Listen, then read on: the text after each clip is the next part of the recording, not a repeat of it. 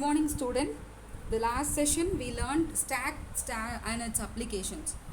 Today we are going to learn the another data structure called queue. Stack queue both are similar concept with some variations. In stack, how many ends were open for insertion and deletion? Only one end. Through one open end, you can insert and also delete an element. Yes, that's why stack is following a policy of LIFO, last in first out. If you insert an element inside the stack, you can retrieve it at the end of the operations only. Okay, whereas queue has two open ends for doing insertion and deletion. One end is rear end and another one is front end. That's why the queue is having a policy called first in first out. Look at this picture. This is an array representation of a queue, and the front end, through front end you can delete an element, through rear end you can insert an element into a queue. This queue is exactly the same in our real life. So wherever you want to get a service, you have to stand in a queue and get a service. In the same way, here also we are following a same concept to insert element within an array with a two open end. One is front to delete an element, another one is rear to insert an element. So from the first slide explanation itself, I have told you we are going to perform two operations. One is insertion, otherwise called as NQ at the back end, that is rear end, and the deletion or DQ, which is to removing an item through a front end. So look at this array representation of queue.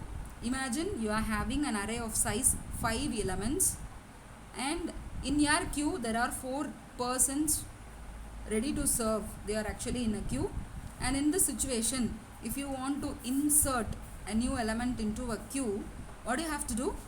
You have to work with rear pointer.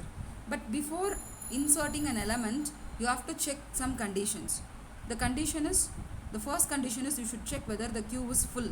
So look at this algorithm now.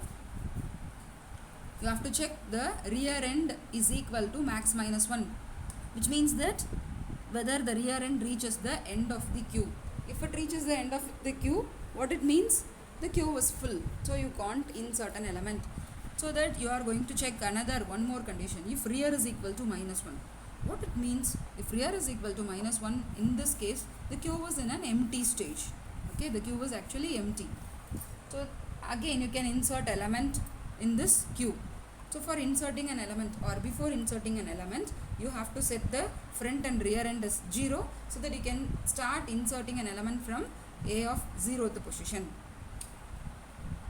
And one more condition, that is if the queue was full, you can't insert. If the queue was empty, you can insert by setting the front pointer as 0. Okay, and another case is, so the one which we shared here, the queue with some elements inside the queue. So in that situation, what do you have to do? You have to simply increment the rear pointer, and in that situation or in that position you have to insert an element. This is what given in this algorithm. An algorithm to delete an element from a queue. So from where you have to delete an element? From the front end. So it's easy. But before deleting an element, you have to check whether the queue is empty. If the queue is empty, can you delete an element? No. So you have to check whether the queue is empty, and also whether the front pointer reaches the max end. So in these two occasions, you can't delete an element from the queue. So you have to simply display the user the queue underflows. And if these two conditions were not satisfied, then in this situation, you have to simply take the value present in the front pointer and you have to increment the value of front pointer. So operations are similar to the front stack operations only. The only difference is, in stack we are having only one open end, whereas in queue we are having two open ends. This is actually the program given in your book. So I have executed the same in BlueJ IDE, and see, I have shown you an output. And today the homework is, you have to, if you want to be thorough in this queue concept, you please run this program in BlueJ IDE and try to get an output for all the cases. That is, try to insert element when the queue is full, try to delete an element when the queue is empty.